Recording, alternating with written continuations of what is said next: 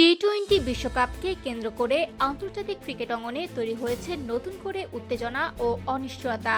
ভারতের মাটিতে বিশ্বকাপ আয়োজনের সিদ্ধান্ত ঘিরে এবার নিরাপত্তা শঙ্কা প্রকাশ করেছে বাংলাদেশ জাতীয় ক্রিকেট দল। এই উদ্বেগকে ঘিরেই এখন জোর আলোচনা চলছে ক্রিকেট বিশ্বে।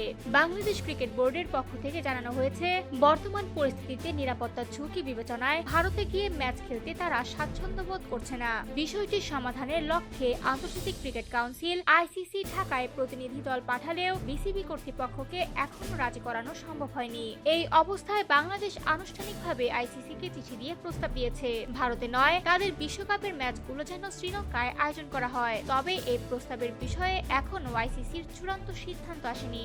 এরই মধ্যে বিষয়টিতে সরাসরি অবস্থান নিয়েছে পাকিস্তান ক্রিকেট বোর্ড পিসিবি। পাকিস্তানের জনপ্রিয় সংবাদ মাধ্যম জিও নিউজের এক প্রতিবেদনে বলা হয়েছে, পিসিবি বাংলাদেশের নিরাপত্তা উদ্বেগকে সম্পূর্ণ বৈধ বলে মনে করছে।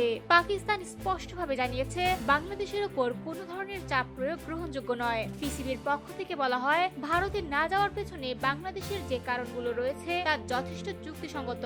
আমরা বাংলাদেশকে পুরোপুরি সমর্থন করি। যদি এই সমস্যার সমাধান না হয়, তাহলে বিশ্বকাপে আমাদের অংশগ্রহণ নিয়েও পুনর্বিবেচনা করা হতে পারে। এছাড়া ভারতের সম্ভাব্য চাপ থেকে বাংলাদেশকে রক্ষা করতে প্রয়োজনীয় কূটনৈতিক ও ক্রিকেটীয় সমর্থন দেওয়ার কথাও জানিয়েছে পাকিস্তান।